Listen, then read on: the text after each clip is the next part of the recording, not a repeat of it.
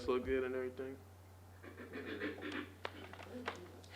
All right, like I told you guys, I'm doing a lesson on regret. So the title of today's lesson is Never Regret Doing the Right Thing. So I was going to ask you guys, what does a Christian life entail?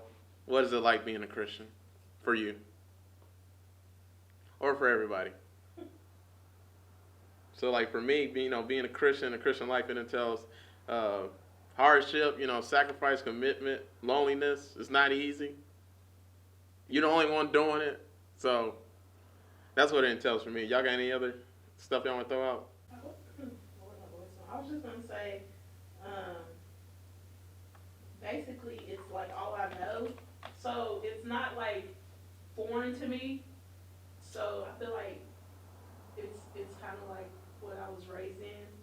But at the same time, everything you said was right. Like, it's not like you're not going to feel like the majority at all. But then I feel like once you get to the point where you understand the purpose and the point of it, it's like worth all of that. Okay. All the hardship, all that stuff you said. All right. I had to make sure I plugged up my mic, but so anyway, so like I only asked that question because it's homecoming week at TSU, right? And it brought back bad memories, like when I got there, and Maya has such high spirits for TSU and homecoming and everything. I can't stand TSU. I hate TSU. I don't like the people at TSU. There's select few people that are genuinely good people that I will talk to for the rest of my life. Right, like those people are amazing. Given my best friend since I was in first grade goes there, that doesn't count. That doesn't count. He doesn't count. Yeah. I really enjoy my experience. Like I know it's just like my first full semester, but I really enjoyed it. I always my dad. A lot of people in my family went to TSU, so just growing up, I was like, I'm gonna go to TSU just because of that. Mm-hmm. But I've experienced PWI.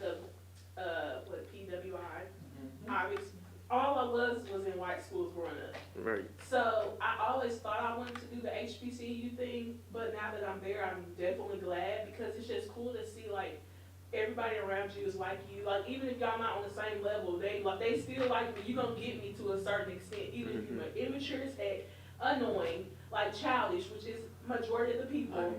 But it's still okay, I get you. You childish. You gonna hopefully grow out of it. Yeah. But I'm gonna be so proud to say this is my university, this is TSU. I don't care what nobody has to say about it because it's not about the school, it's about what I make out of it. So I could have went anywhere and it's still been great, but it's just but I get I wish it wasn't the bad name behind it because it's stupid reasonings. It's the administrative side, which is so frustrating. And then it's people can't go nowhere without bringing a gun and get to fighting and acting stupid. This could have been just great. So, but then we're known for our bands, they're known for the nursing program and the engineering and all that stuff. High rate of jobs after graduation. Right. There's a lot of great people came from that, school. So there's a lot of history behind here. So. So I think y'all understand my perspective. When I was in college, I used to put it like this. So you lived on campus though. I don't. Yeah. So that really made it bad. So. Yeah. Well, just being on campus, it was huh? I'm there a lot, so. Okay, but being on campus, it's like being in pitch darkness and just a pitch dark sky. I'm in pitch darkness. I'm in Sodom and Gomorrah. It's the worst place on earth. You got girls. One time, I came from the cafeteria, lunch and breakfast, or whatever it was. I think it was dinner. It was dinner, yeah.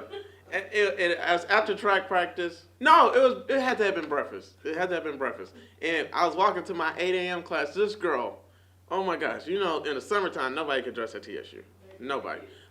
This girl had on tennis shoes, short shorts. These shorts look like underwear. And then she had on a bra and a jean jacket. And she was going to class. This is what they do at TSU. It was Sodom and Gomorrah, huh? They all dress the same.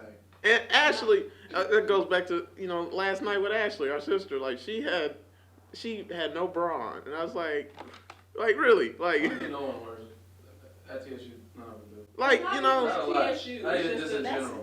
But y'all don't understand That's about bad. bras, okay? Right. We're not That's gonna not a go problem. there. Right, That's not a it's problem. separate. That's a whole nother podcast. Well, anyways, like at TSU, they be dressing inappropriate. They be doing inappropriate things. They childish. Like we all know that. Like it's ridiculous. And like so at TSU, it's a very lonely time for me. Like who is 18 years old that's faithful to God?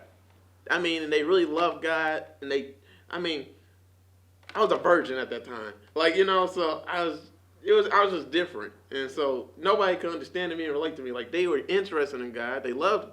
No, they didn't love God. They were interested in God. A lot of people go to college because this was my testimony. I was thinking, because I'm raised in church and blah blah blah. Not definitely far from perfect, but in my mind, college equates to freedom, and I can do what I want to do. I'm gonna go crazy. I don't care. Like yes, I love the Lord, but God, you know, this is my time to get, college experience.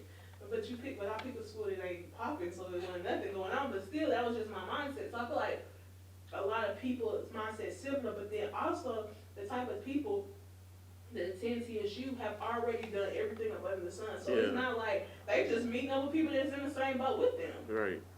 And you got freedom and you access to downtown and everything else. So it's just like, why not live it up? Yeah. I'm not here to learn. I'm not here to get no degree. I'm here to barely get by. Man.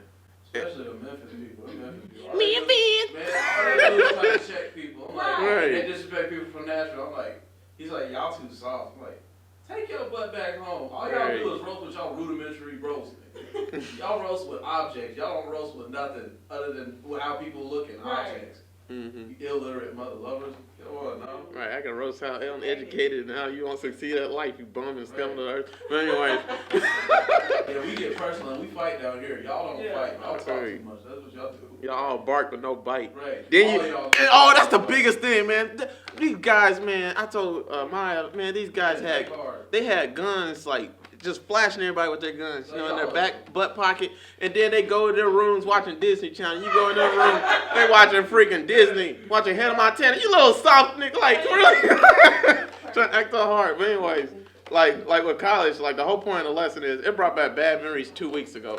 2 weeks ago, I literally like God was talking to me, I was talking to him, and he just gave me a revelation just about regret. Like in college, college was such a hard time for me because I had so many opportunities to just have a good time.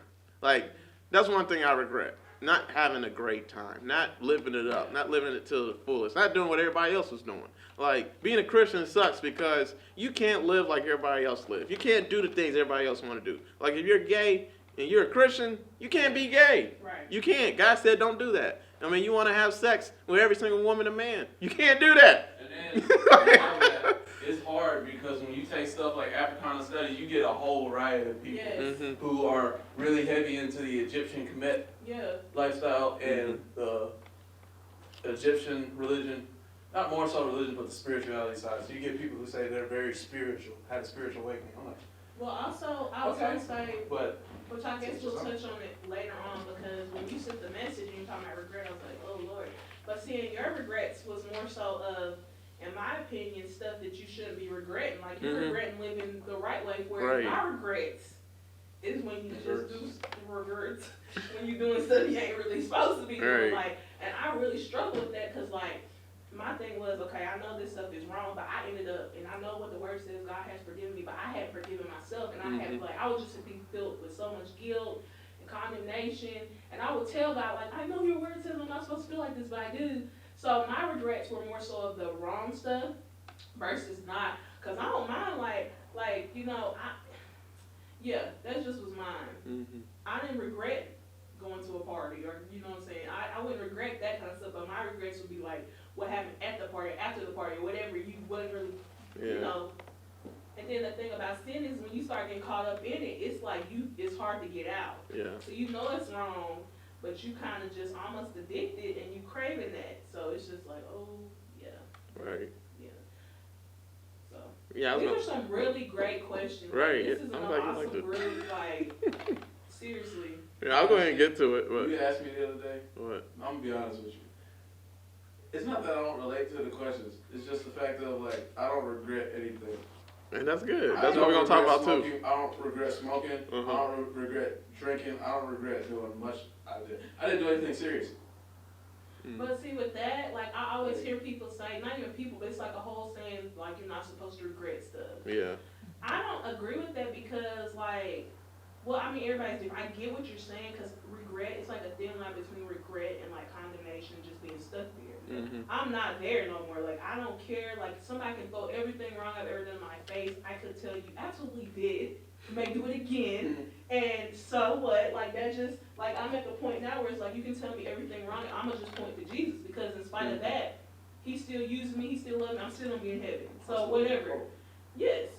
But, like, as far as, I don't think I regret stuff anymore. I used to, and I used to really let it hinder me and hold me back. But I think it's kind of like a growing process. Yeah. So. I'm glad. Well, let's go. I'm gonna say the questions first. Then you say what you're gonna say. So, do you have any regrets in life? That's the first question. How do you feel about regret? Is it good or a bad thing to you? And then, are you happy to have the regret that you do have, or do you wish you didn't have that regret at all? So. What? Well, we probably just need to take it one at a time. Do you have regret? Yes. Yeah. How do you feel about regret? Is it a good or bad thing to you? And then the third question, are you happy to have the regret that you do have, which is what you said, John? Or do you wish you didn't have that regret at all, which is what Ashley said. So like for me, like the whole point of the lesson was 2 weeks ago, like, I don't know how it is for y'all relationship with God, but this is how my relationship with God goes. Like, I give so much to God. Can I give more to him? So like, this is the point. One of my main points of the lesson was this. If Jesus Christ be God and died for me, then no sacrifice can be too great for me to make for him. Right? So I read it again. If Jesus Christ can be God and died for me, well, if Jesus Christ is God, that's what it should say. If Jesus Christ is God and died for me, then no sacrifice can be too great for me to make for him. So like, I get to the point with him sometimes in my relationship that I give so much to him. Like, how much more you want me to give? Like, why aren't you doing certain things in my life? Like, you know? And then I get to the point to like, you know, everybody else is doing all these heinous acts and just sinning, living it up. I mean, sin is fun. Like, oh my gosh, you know? And it brings back bad memories. Like, it's like I'm getting wiser and wiser and seeing more and more stuff that I could have did. Like, one of the big, like, God, this is my biggest pet peeve. Like, the way God works with me. Like, I just didn't know how certain stuff worked. Like, the word sheltered. That's how I was my whole life, just sheltered. And because I was sheltered, I didn't know when a girl was interested in me. I didn't know when a girl was trying to get with me and trying to do something to me. And they were right there in my hands, but I figured out 5 years after the fact, you know? I feel like, you know, because I was extremely sheltered, but I feel like what you're saying was like literally, you know how they say you dodged a bullet? Because those people that was right in front of your face or those opportunities, like it probably would have led to a whole other thing, like what I just said as far as like when you get caught up in sin, it is addictive. And like for me personally, I have something that I have been struggling with for I'm talking about a long time. It's like on and off. And it's not something I really talk about much because it's not embarrassing, but it's not something I'm just like, oh, I struggle with this, you know what I'm saying? But it's like, especially when you are exposed to something at a young age, like that's a whole nother story too. Yeah. But like literally when you're talking about the girls in your face, you don't know if they was in your face, so it's probably everybody else's face. Like you probably would have had 3-4 kids. Like you just never know, and it wouldn't be worth it. And you do look back like, dang, I should have did this or I should have maybe did that. But like you ain't like you 100 years old. You can still experience certain things, but I feel like in the right way. Cause like my dad told me, I was really struggling with this. I was like, am I not supposed to go to parties? He was like, no, you can go to parties, but it's just like you're supposed to be the one that stands out in the party. You don't have to be showing out. You don't have to be doing the most. But then you may get to a point where you don't even really want to. So, but. Yeah. What were you going to say? What were you going to say earlier? You don't remember? But I was just going to say with her, like, I know for me, I like doing stuff I'm a conversationalist. Like, I love stuff like this, people I don't know, people I know, my friends, I can talk to people for hours. I don't get tired of that. But party is not my stilo. Like, I don't go to no party. I'm not gonna party throughout our homecoming week because that's not my thing. One, y'all party and y'all all got L's. Right. You have no reason to party, which was my biggest pet peeve with black people. Right. And what do you, like... You just spend $300 on these outfits for the week. Right, you got to pay. And you in student loan debt, $50,000. Right, you purge naming in classes. Right, half y'all out of state paying $14,000, y'all tripping, and some of y'all about to lose y'all $250 mile radius. Shoot, but I know for me, like, party's never been big on me. Like, I'll drink. I don't want to say I'll smoke because I'm not trying to smoke, and for the career I'm trying to go to, that doesn't call for that. But like, I don't regret nothing, but at the same time, I'm just like, I know me. I'm not a partier. I'm an introvert, extrovert, so I can turn it on and off. Like at a party, I'd be an introvert. Because I don't like expressing myself in front of people I don't know. But around people I do know, I talk too much. What? Do you say you talk too much? Yes. Sometimes. Okay. I don't think you talk too much. Right. I don't know where that came from. No, like sometimes I'll get like really. Well, like if you get on the if you get to talking about football, I'm gonna be like, okay. Right. No, I have an extrovert side because like I don't know if you know what the Myers-Briggs test is. John, yes. Okay, cool. Like I know everything. Oh, you do? Almost. Okay. But I took the test like I'm an INTJ, ENTJ. Like sometimes I'm an introvert. I don't want to have anything to do with it. Sometimes I'm an extrovert. I'm overly extroverted, or I'm just enough extroverted. Like so, that comes with knowing yourself too, and accepting it. Like that's why I don't care about regrets or anything like that. Because it happened. It is what it is. Like if you bring it back up, okay, doesn't hurt me. I mean, I'm like, you're the one still reflecting. So. I used to give people this analogy all the time. Like my relationship with God, this analogy depicts my relationship with God. Like let's say there's a backyard to our relationship with me and God. So it's the house and then the backyard. So he'll let me go to the backyard of the house. And when I'm in the backyard, there's a train coming by full of sin and just enticements and everything like that. And, you know, I would try to leave the gate and leave the yard, but I never get to. So like, it's like God always holds me back and holding my shirt while I try to run to go sin. Yeah, like he never lets me go out, but he'll let me just get far enough to where my toe can get run over, my big toe can get run over by the train track. But other than that, I don't get to have fun. I don't get to sin. Like that's my relationship with him. Like when I was younger, it was really bad. Like I'll go to the party. I finally get to the party. Finally show up. I done left the house and ditched mom and dad. Like they said I couldn't go. I got out of the house still. And I'm at the party finally. Then the cops show up right then and there. I'm like, bruh, like every time. Then like my friends, they got like in high school, my associates, they had like a lot of drink to drink. We're all underage, not supposed to be drinking, and I wanted to hang out with them. They got a limousine and everything coming by to pick up everybody, but the limousine forget me. Like, that's the kind of stuff, that's my relationship with God. So, like, the stuff I regret is stuff like that. Like, I don't never get to do what I really want to do. So, like, do you have any regrets in life? Yes, I do have regrets in my life. And all my regrets consist of stuff like that. So, like, how do you feel about your regret? Is it a good or a bad thing? Like, so, how do you feel about regret? Like, I detest regret. I don't like having regret in my life. Like, one thing I've always tried to do with my life, even before I was saved, is I always wanted to live a life to where I have no regrets. Like, I don't want to be 80 years old, like, oh, I wish I would have did this, Sonny. Like, no, I need to do it now. Like, I don't, woulda, coulda, shoulda, don't get the job done. Like, now I'm at a whole different level now, like, because I'm saved. So I don't care about sinning and stuff like that. Like, that's just my flesh talking. Right. I get to the point now to where all I want to do is do stuff for God. So, like, God puts on my heart to write a book, which he has. I'm about to write 2 books now. So, because, like, one book idea came in my head yesterday, I was talking to Maya. So, like, instead of talking about it, I'm just doing it. Right. Like, so I don't have no regret about not doing it. Because when God put an idea in your head and he puts a thought in your mind, you need to do it right then and there. Because the thought's going to leave. The idea can leave. And then, it becomes old. It's not that fresh if you don't do it right then and there. So, like, that's why I don't like regret. Because you miss out on opportunities. You miss out on just doing something that you really have a passion for that you should have did, So I don't think regret's a good thing to have. Now, and I was gonna end off the lesson too. I'm just gonna go there.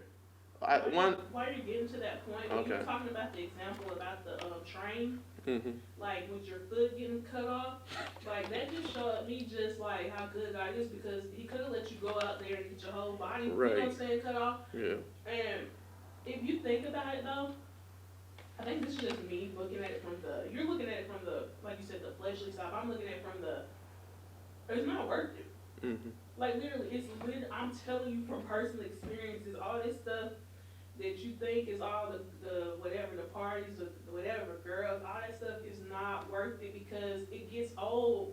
But it's almost like somebody I know, she's like a motivational speaker. She's like somebody like I look up to as far as what she's doing. But she said she used to be a big partier, and one day she got to the point she would be at in the line waiting to get in, just like, why am I here? Because I'm not having fun. I'm just here because that's what we do on the weekends. And it's just like you go through the motions, and it's like what's the point? It's not worth it. Yeah. But then we were talking about the regrets. Is it a good thing? I'm trying to think of another word, because I feel like if you use your regrets, like say you regret something in the past, and then like, okay, I need to make sure that I'm never ever in this experience again, to where I'm regretting something, because you can't get lost time back. You know, I don't want to delay anything God has for me and be 8 years old and try to figure out, still have time to do the X, Y, Z. Like my granddad was a prime example. He wanted to write this book. I can't remember what it was called, but basically it was called like 100 years or some 101 years. And he said he wanted to live to be 101 so he could write it. I was like, Granddad, you can start writing it. And he started. I was really happy for him, because I'm like, you 80-some years old, you can write this stuff down, but like he didn't get to finish.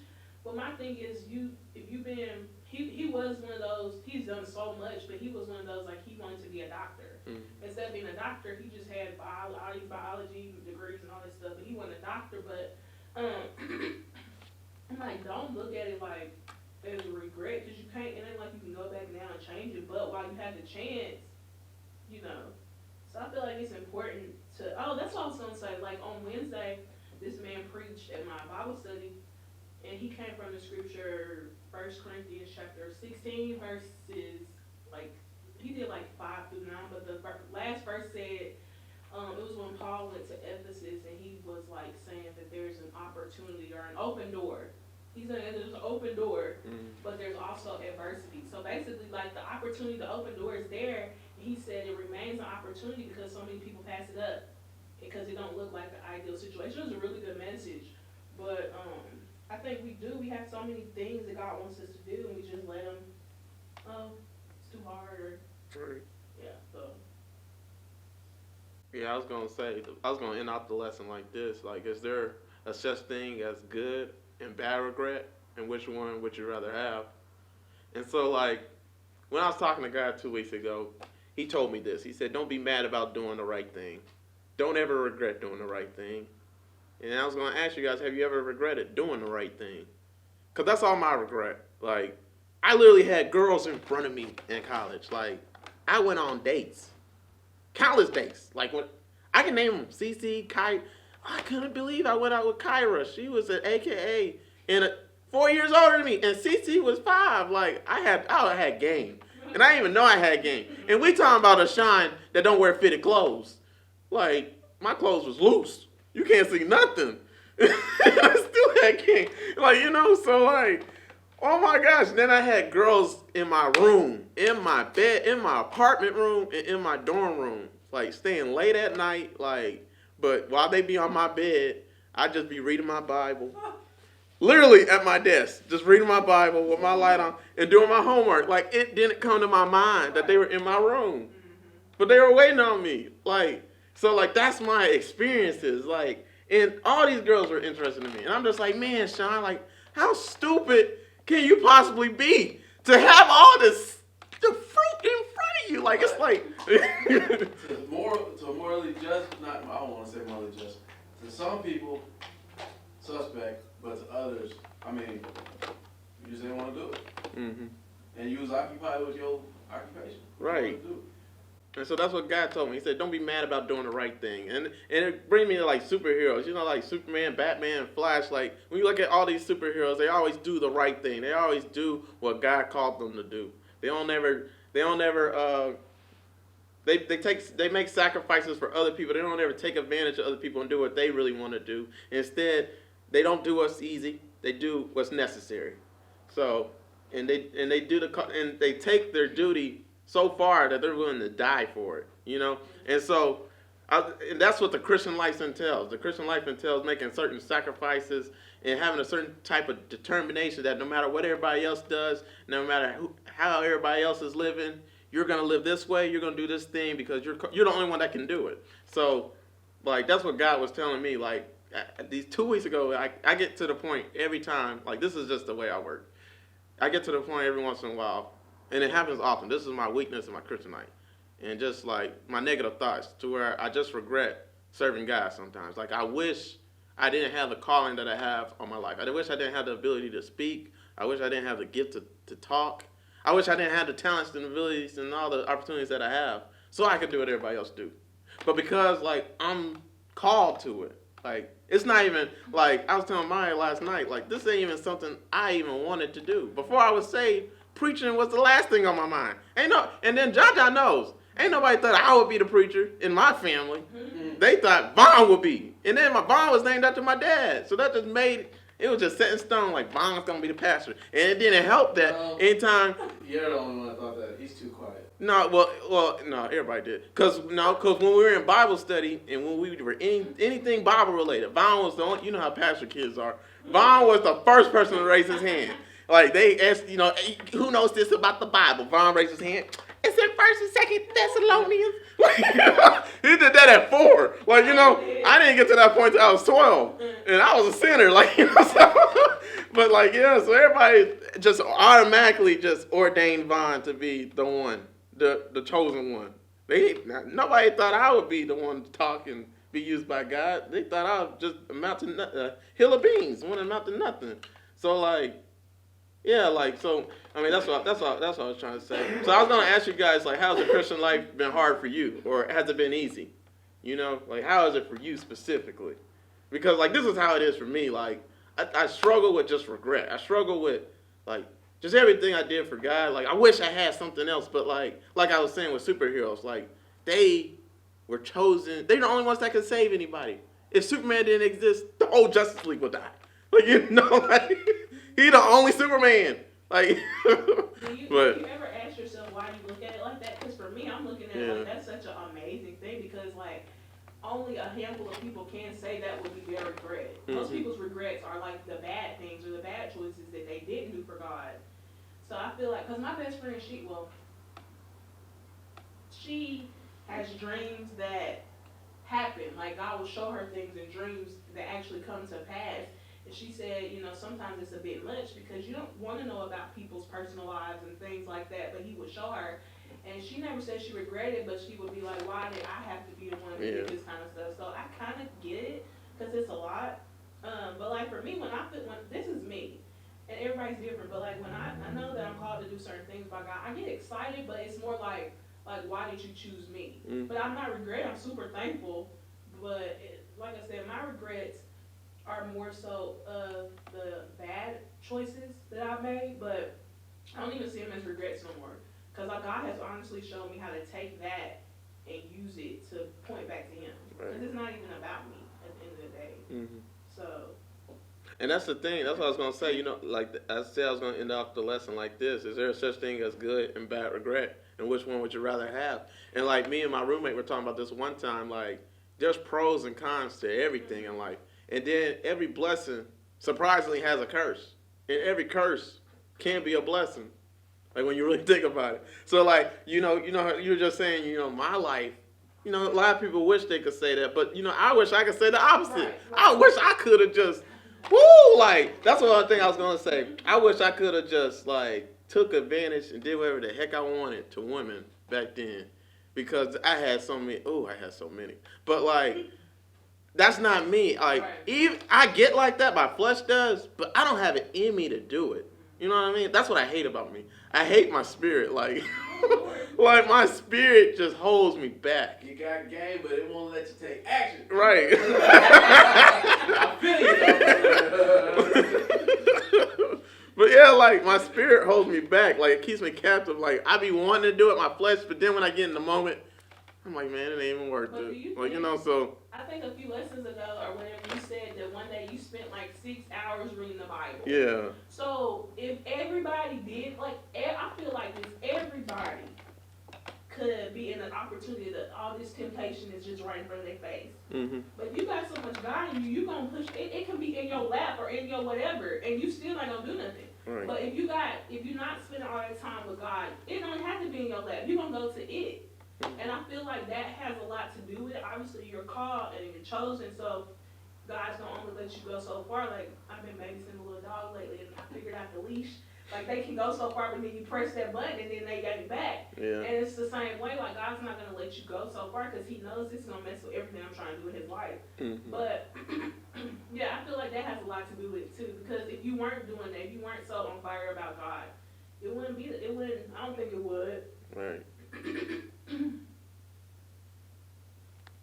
But I think, like, for me, when you ask is a certain thing is good or bad regret, I agree with you when you said, like, it's just how you look at it. Because I feel like the word regret, it's not going to be a good thing from it, but it's how you choose to look at it after the fact. Like, I have some things that I used to regret and wish never happened, like, but now I'm to the point where I'm so thankful that all of that stuff, and I think that was one of the questions, everything I used to regret, I'm thankful it happened because it was almost like a setup to get me to where I was supposed to be. Mm-hmm. Like, when I first left Kentucky Wesleyan, I was like, that was the worst thing ever because when I first quit the basketball team, when I first left the school, in my mind, that's the end of the world. But that wasn't the school I was supposed to be at. Like, the guy knew that wasn't a major I was supposed to do. Like, he just knew that's not where you're supposed to be. Right. And so who knows if I would have continued down that road, I would have been somewhere teaching. You know what I'm saying? That ain't in Kentucky somewhere. Like, no. So it just all worked out. It came full circle. And, yeah. All right. That's how I feel about it. Now, one thing I do regret, that thing I said I have been struggling with for so long, I wish if I could just change anything, I would just not have that struggle. Because it's frustrating. And it's like, dang, why? But other than that, nope. How do you keep from having regret? I didn't ask you all these. I guess not. If the situation comes, you just do it. Go for it. Because then, like, you know how you always see in the movies, it's the guy they really want to ask the girl out, or vice versa. But they like, man, and they do or they don't. And it's like, but you don't want to look back 10 years later and wonder what if type thing. Because if you ask her out, then she don't say yes or no. So I feel like just going for it. Because only two things gonna happen. It works or it doesn't. Yeah. But you can't say I didn't try. John, how do you keep from having regret? How do you keep from having regret? Yeah. Cause you say you don't have none. Why? I do have some, but I don't let it hurt. Like, it is what it is. Not that I've accepted it, it's just the fact I can't go back and change it. Mm-hmm. It's like, the only thing I can say I regret. I would say quitting football at Bethel, but honestly, that was the biggest relief in my life. Mm-hmm. Honestly. And then coming to TSU, that's the biggest relief. Right. The one I would have been $50,000 plus in the hole. It's a private school. Yeah. It's out in the country where that's not my demographic. One, and then they want a ring the next year. I do regret not staying because I would have had a ring. But other than that, I don't really care. Get you one of these. Get you one of these. What you one of these? Some probably not nice. But no, like, I don't regret that. That's not really a regret. I do regret not. I gave my all in football. I could have done more though. Yeah. It's not really regret. It's just knowing I could have done a little more. But at the end of the day, no. But I know for me, like I said, like my first year in college was a lot of weed. Second semester, a lot of weed. Not gonna lie, like, and I needed that just because I got all that out of my system, and then the next year, so completely hit a 180. It was just back 3.5, 3.5, 3.6. I ain't been below a 3.1. So it's like, it's just keeping my head on and keeping my focus straight. So it ain't, I don't look at it negatively, it's just the fact that I did that, I'm cool with it. If I want to do it again, I can do it again if I want to, but if it's not necessary, then why? But it looks like the regret, if you let it, can set you up to be in a better place. Yeah. Like, because I know for a fact, like the whole Kentucky Wesleyan experience, they brought me back home, and at the time I saw it as a bad thing, but like, it was like he was talking about literally the best thing that could have happened, like for me. Like spiritually, I grew. I wasn't going to church when I was in Kentucky Wesleyan. Like that was my getaway. I'm doing what I want to do. But my spirit was definitely in a bad place, and I feel like that's where it started. And then like I was no longer, because in Kentucky Wesleyan, my parents, were paying for school and everything. So when I came back, it was on me now. I had to get a job. I had to pay for school. And it was more so like, okay, God, I'm depending on you. But I ain't paying for this stuff. You don't have to make a way, and he does, and he continues to. And so it's just shown me a lot. And like I said, it set me up to realize I'm not trying to be nobody's teacher. I would have never been working where I work now. Like, and it's just cool to see the process. Okay. Like, the process sucks at times. It wasn't just what I thought, like, right out of high school, 4 years later, you done school. Like, no, that's what I thought was going to happen, but it didn't. But I wouldn't change it. Like, I honestly wouldn't change it. How do you keep from having regret?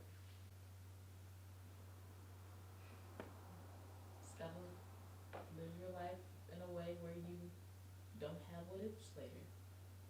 Do the things that you want to do. Don't hold yourself back from doing certain things. So that when you're older later, you look back on your life and like, what if I did this? Why didn't I do this? Or I wish I did that. And how do you keep from having regret from serving the Lord? Is that even possible? I have regrets about it. Or don't? Like, that's never been my struggle. Yeah? Yeah.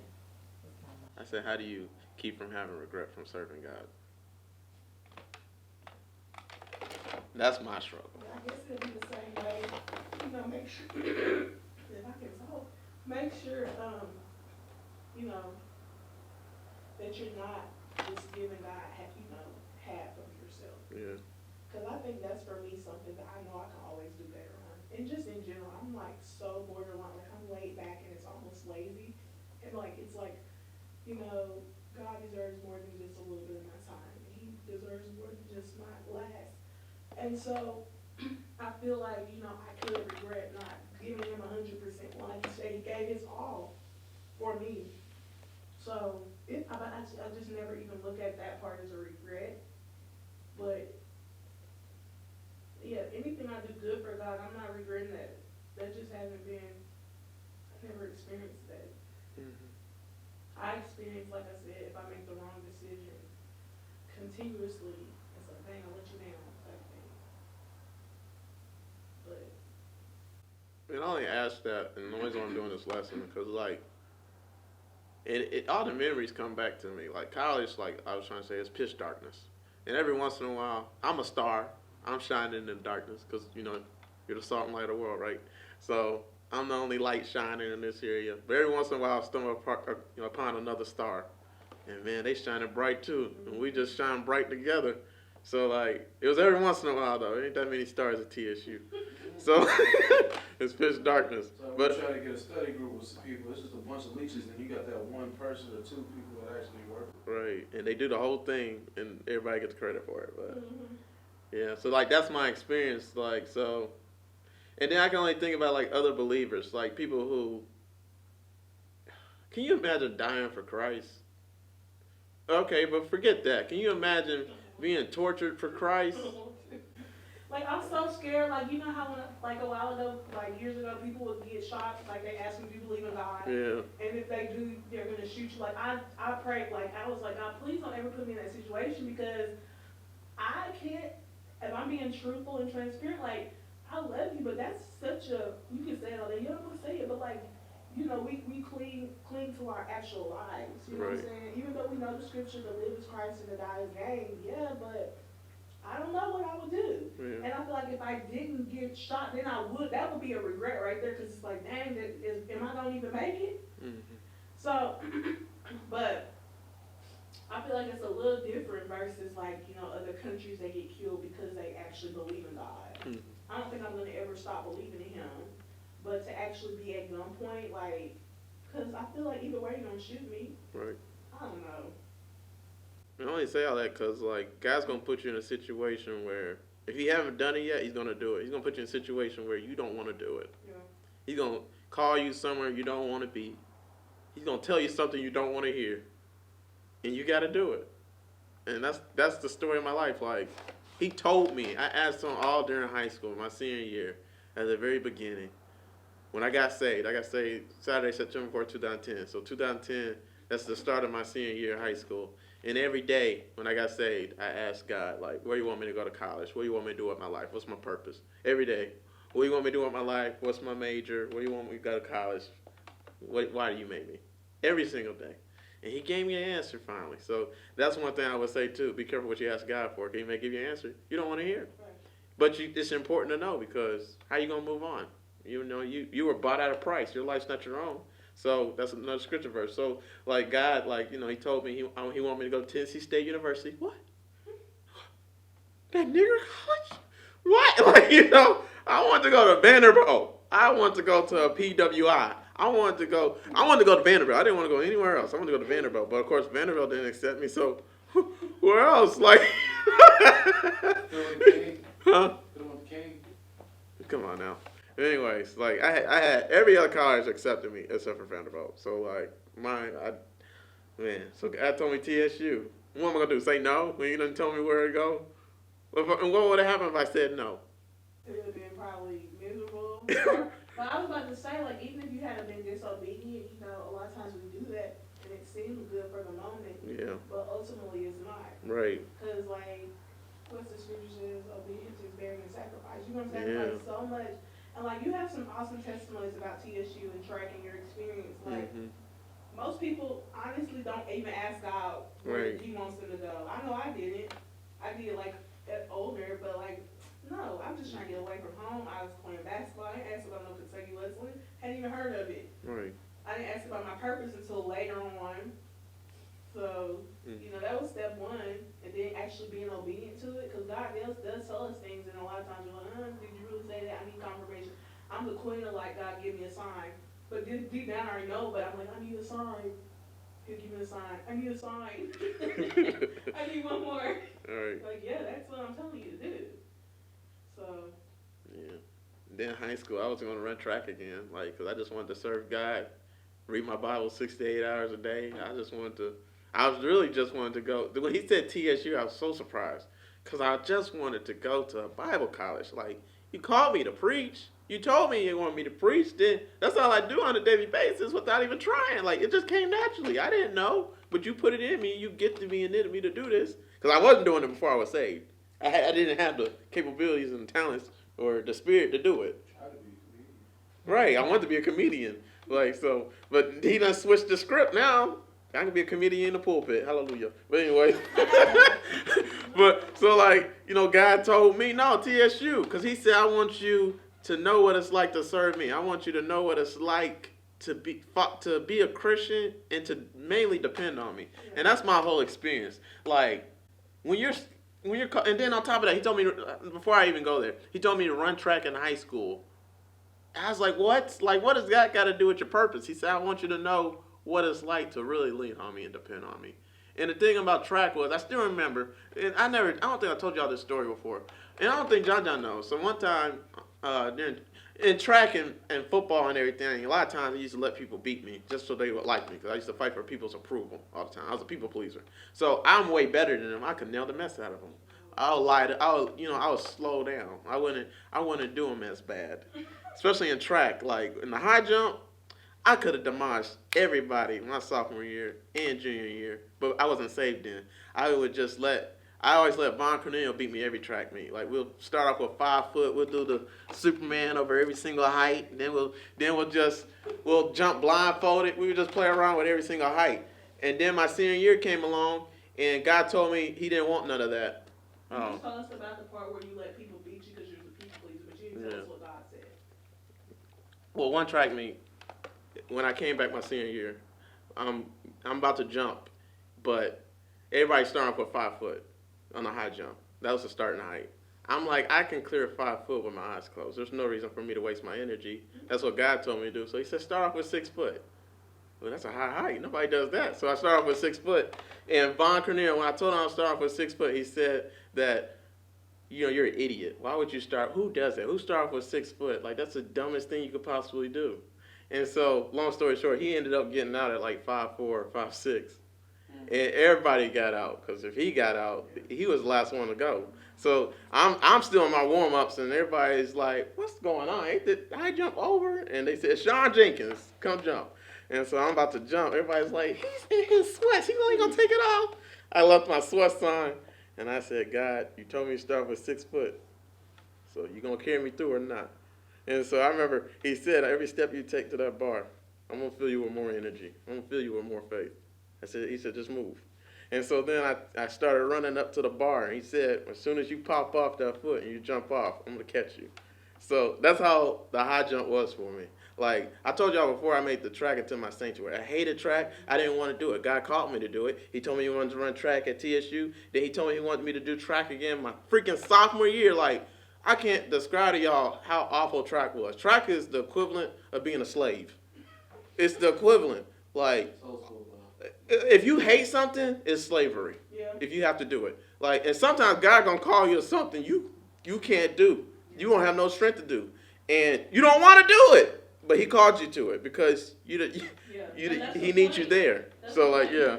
It's gonna be Him. Right. And He wants you to lean on Him and depend on Him. So like, that's my testimony in everything with my life. Like, but especially back in college and stuff like that. So long story short, going back to the high jump though in high school, I cleared the mess out of 6 foot, and I ended up getting 6'4", and that was like the record at my school. And I still remember Vaughn came up to me. He was like, "Man, Sean, I saw God at work today." I was like, "What are you talking about?" He was like, "Man, like, I see how much you've grown in your faith and just how much you depend on God, man. So you're a real inspiration. I just want you to know that." And that's coming from Von Cornell. Right. This is the cockiest guy, most prideful guy I ever met in my life. Like, yeah. So like, but for him to say that, like, I wasn't even trying to do that, you know. I was just listening to God. But that was over time, you know, through different track meets when I kept on beating him, and he eventually quit. So I made him quit. But anyway, it's like, when you're doing what God called you to do, you get to see Him at work. And yeah, you'll have regrets for doing the right thing. But, would you rather have good regrets or bad regrets? And that's my life story. Like, just doing what God called me to do and serving people I don't want to serve. And I know I haven't told y'all this story, but I really don't want to tell y'all until I do the lesson on Jonah. So go ahead and spoil it. Don't spoil it. I mean, that's a while from now, though, with Jonah. But all right, but like the. Can you just repeat what you said when you said when you're doing what God wants you to do? Did you say when you're doing what God wants you to do, you'll get to see Him at work? Is that what you said? Okay. When you're doing what God called you to do, you get to see Him at work. Something like that. Yeah. And I was going to ask you guys this question. Like, well, it's not really a question. Well, it is. I said, tell me some things that you don't regret at all. And like, yeah, I regret serving God sometimes and giving God my all sometimes. Because, the other way seems so much fun. But I would never see Him at work. I would never have this kind of relationship that I have with Him. I wouldn't, like, that's what I was telling Maya. Like, if I would have said no to TSU, if I would have said no to running track again, I couldn't, like, I would have never had the relationship I have with Him now. I wouldn't be as close to Him as I am now. And the biggest thing, what were we talking about in the car? Like, one thing I don't regret, but I do regret. I don't even remember. But yeah, I asked you guys, so tell me about some things you don't regret at all, though. I don't regret being a Christian and walking in the calling at all. Because it feels so right. Like, when I wasn't doing that, it was, like, I literally remember, it was like 2008, I think. I begged God, begged Him, and I'm a journal writer. You couldn't look back at my journals. I'm like, what is my purpose? What am I supposed to do? Like, I didn't, it wasn't 2008, it was after that.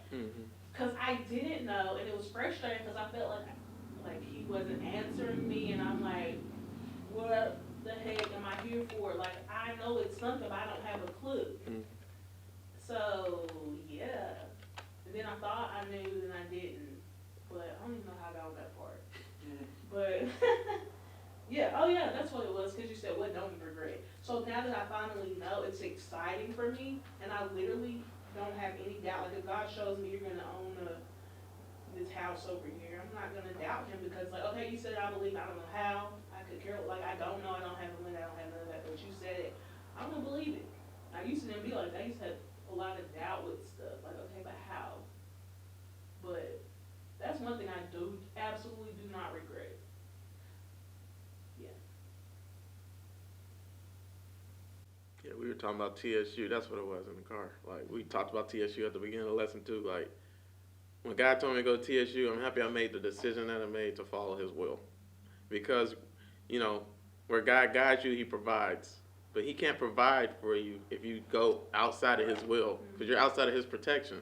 So, like, just me going to TSU, if I would have went to any other college, like literally any other college in all the land, like, I wouldn't have be presented with all the opportunities that I had at TSU.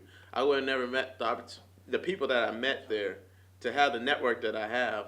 And then, like, the skill, just, it's a lot with TSU. Like, it's got a lot of cons and stuff like that, but its pros are too great. Like, you know, so I wouldn't have had all the opportunities that I had anywhere else except for at TSU. So I'm happy I made that. I'm just happy I did everything God called me to do. So can you hear my phone vibrate? No. All right, but did y'all answer all the questions though that y'all wanted to answer? No. I feel like if we didn't have regrets, like, I don't want to say life would be boring, but it would, because like everything would just be perfect and ideal, and you can't grow from that. Like, if it's just like every decision you made was perfect and it fell the way it was supposed to, and there was no opposition, it would just be like, oh, I know I'm gonna wake up and everything falls right for me, and I'm gonna say what I'm like. That never happened. Like, it does, I feel like, when you're in God's will, because he'll guide you. But then, to me, I'm thankful because, like, I see so much growth within myself, just even how I handle situations. Right. And decisions I make now. Like, I promise you so much at work, I be wanting to, like, well, we're doing good now, but some people I be wanting to cuss out, jump over the table, like, go off on, but I don't. And I just, like, God will shut me up. Yeah. But inside, I'm like, you really don't want to see that side of me. Like, just as a small thing, but I'm just saying, like, when it comes to decisions, like, I'll pray about it, whereas before I didn't want to praying, because I don't want to have that regret. Right. Because we've been talking about, like, the children of Israel, how their trip was supposed to be, like, 11 days. It took them 40 years, and they didn't even make it. Like, I don't want to miss out on what God has for me, my promised land and stuff. So, Right. yeah. And they missed it because of doubt and disobedience and rebellion, just going outside of God's will. And I was going to ask you guys this, too. I was going to ask you guys, like, so on my YouTube channel, I'm doing something called false quotes, and I'm just going to hammer at every single false quote that people say.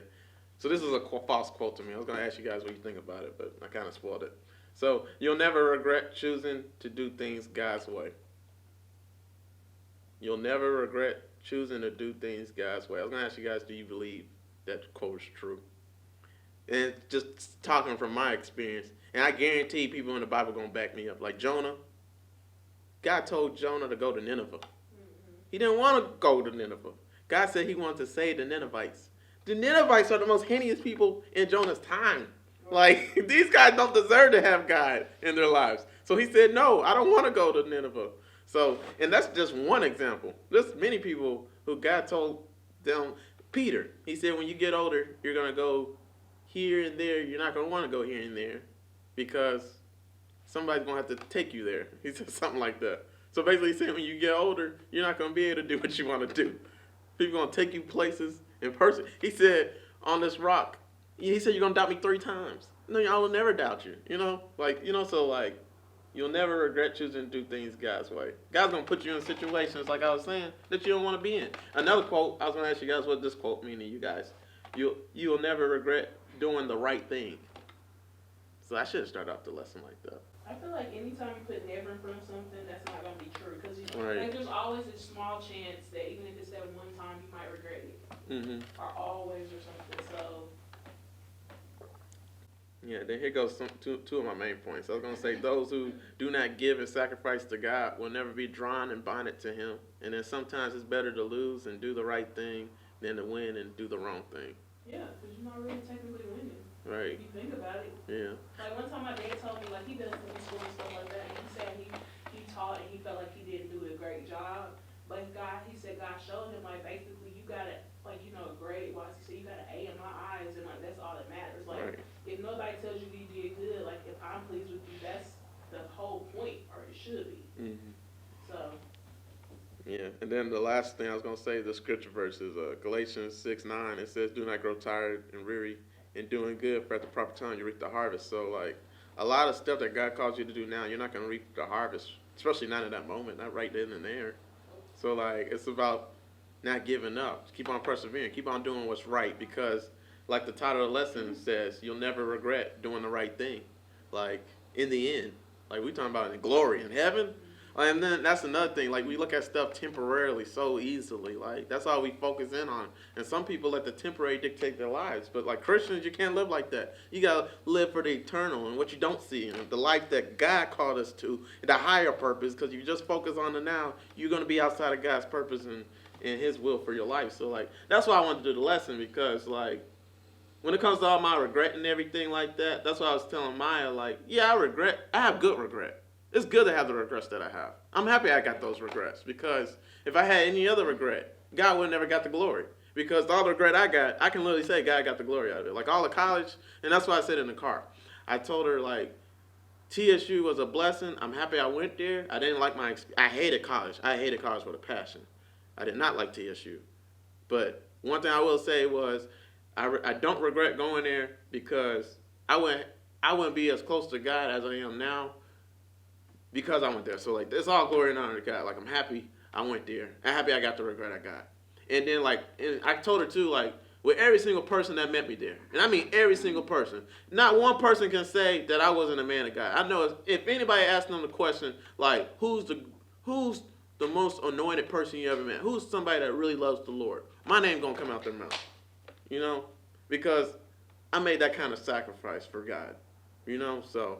And I pray, you know, everybody else can do that too. Like all believers, because that's what it takes to save souls, to reach the kingdom. Reach people for Christ, to expand the kingdom, and to fulfill our purposes. So, like, that's why I wanted to do this lesson, like, because God was, you know, 2 weeks ago, I was having that regret again, like regretting doing the right thing. And God told me, so, you know, you regret. It's fine to do it in the flesh, because, like, in John, I can't remember where it's at. I know it's verse 21. Jesus said, you know, you may not understand what I'm doing right now, but later on you will. So, like, I still remember at Elevation, Hap told me that one time. He was the E-group leader for a masturbation group for guys. Does that sound right? No, it was an E-group to prohibit guys from masturbating. So, like, watching porn and everything. So it was a good group. How effective was that? Hat hasn't done it since 2014. Well, that's Hat. So he's trying to help out other guys to not do it, right? And he told his testimony basically is like, because he didn't do that, he made that sacrifice. He met his wife. Well, how did he now say that? they got married. Like, how did he say, like, what was he giving you, like, steps and things to do? Like, yeah, like that worked for him, but it doesn't work like that for every guy. He knows that, so like he would just try to help. So that was the group. What was the group about? But anyways, he told me, like, you know, just with, you know, everything, when everything came crashing down. I was at rock bottom last year with everything that happened to me. He said, you may not understand it now, what God is doing, but you'll understand it later. So some stuff's not meant for you to understand. So like that, and that goes with regret too. You know, with good regret. I can't speak for bad regret. I mean, I got some bad regrets, but I feel like it's the same for bad regret. Oh, okay. My bad regret, everything that I regret is not good. Mm-hmm. Well, like, it wasn't ideal. But, like, recently my dad, we were talking about the scripture. It says with the devil, you know, with Joseph. Was it Joseph? You meant it for evil. Mm-hmm. But, like, everybody always says, you know, the devil meant it for evil, but God turned it for good. But that's not what the scripture says. It says, but God meant it for good. Yeah. So it's the same exact, like, thing. The same thing that's bad because of the devil. God meant that same thing for your good. And Right. it's like that saying, it's like the same hot water that boils the egg. No, hardens the egg, softens the potato. So it's the same horrible situation. No, it's the same situation, but the devil meant it to destroy you, but God meant it to like build you up, type thing. So I think like that kind of sums up the whole regret. Like you can look at it as a horrible thing, or you can look at it as this is part of my story and getting where I currently am. Right. So. And then this is the last thing I'm gonna say because we need to end it. Like feelings over faith. Which one's more important? So really, at the end of the day, nobody cares about your feelings. right? And does God care about how you feel, No. or does He care about His will? So like, you know, right? So like, regretting all that crap, that stuff gotta go. It don't matter with God. You just gonna do what I said, or otherwise you're gonna have to, you know, take the longer trip to get there. You're not gonna get there at all to the promised land. But anyways, that's the lesson. Y'all liked it? Yay! I knew I was. All right. John's still sleepy, so go to bed. Coming from work and everything. Do you remember what you gonna say now? Yeah. What? No, I was just gonna talk about what you just said at the end. What? I was gonna say, if it's good regret, I look at it as good just because smoking and doing all I did my freshman year helped me out to reshape my study habits and how I maintain workload. Mm-hmm. Like, I got a lot on my plate. I'm able to manage that because of my freshman year. Because I'm not used to having a 2.7 or a 2.6. I had a 2.2 in the spring semester. Yeah. Like, and a 2.9 my first semester. Mm-hmm. I ain't going for that. Right. Right? That was my wake-up call. So it was a bunch of all-night, like, my sophomore year, first and second semester was a bunch of all-nighters. Especially the first semester. So I was constantly studying, constantly working, constantly doing what I was supposed to do. With football practice, and morning weights, and meetings, and doing what in class. So I was constantly moving. So now I think that's what shaped me to what I'm doing now, taking overload classes, working twice, and then everything else, trying to have a life outside of just school. Mm-hmm. And then being able to maintain all that, I think that's the growth. And it not phase me. It don't. It is what it is. Did you have anything you wanted to say? No. What about you, Ashley? Anything else? All right. Any prayer requests?